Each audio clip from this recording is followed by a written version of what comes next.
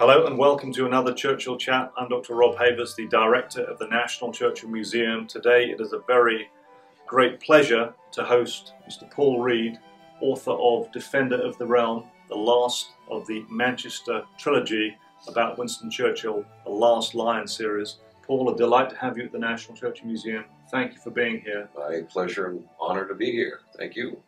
Tell us a little bit about your interest in reverence for, passion for Winston Churchill.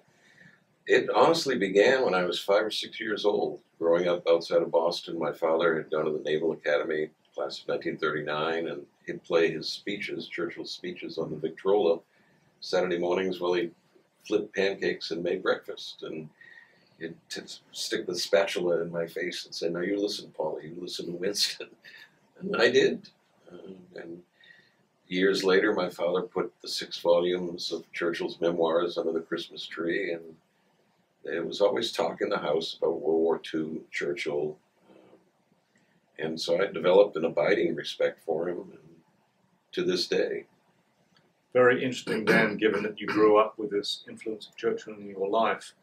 Could you ever have imagined that you would have the opportunity and the weighted responsibility to complete this trilogy that was so widely expected?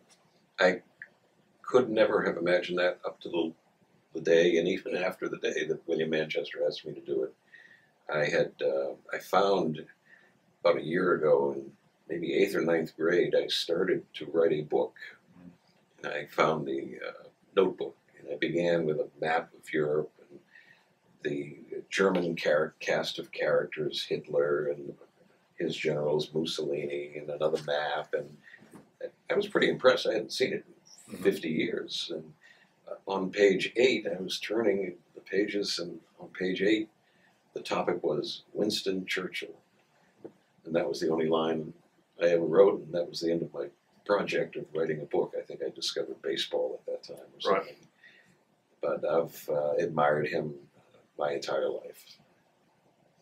Well, we have the book here, William Manchester and Paul Reid, The Last Lion. Are you pleased with the finished version, Paul? I am.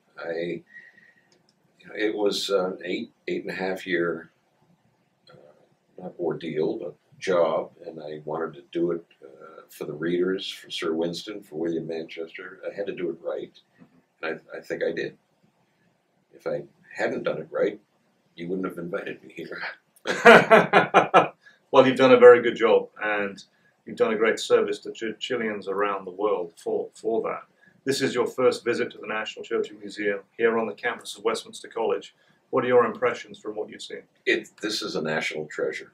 And Churchill, maybe some of the younger people seeing this aren't aware of the fact that he's half American, which in America means he's about as American as the rest of us or our grandparents were. Right.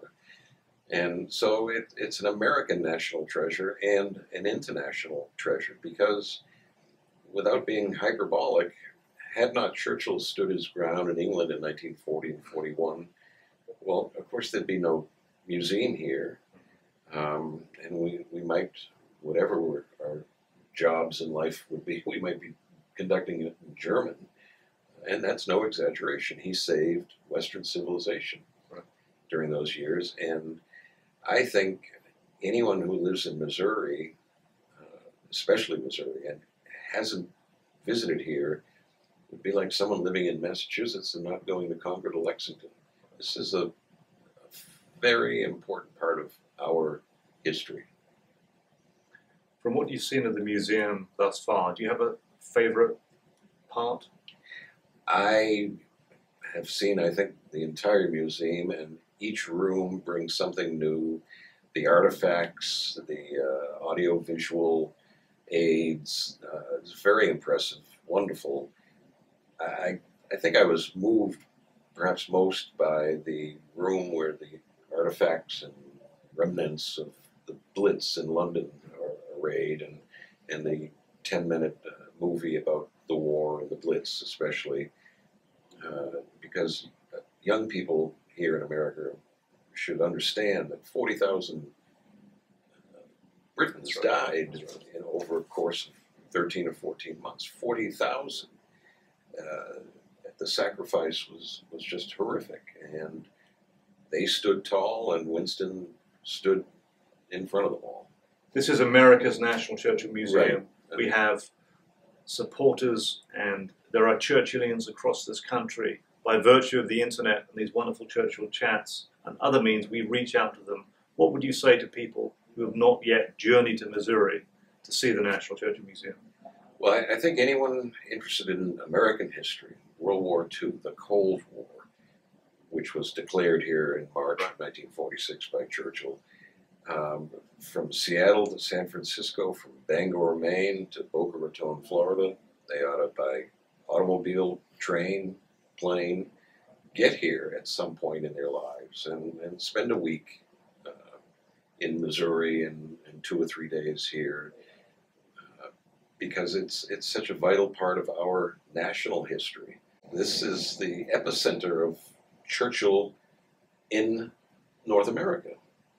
And he visited every place I've ever been, at Harvard or MIT or Boston Garden or the Grand Canyon. Wherever we go as Americans, you can bet that Churchill has been there.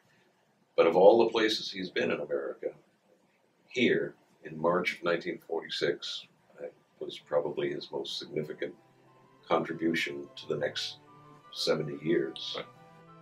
Paul Reid, the 2014 Kemper Lecturer, author of The Last Lion, thank you very much for being our Churchill Chat this week. Thank you, and thank you for having me. Our pleasure.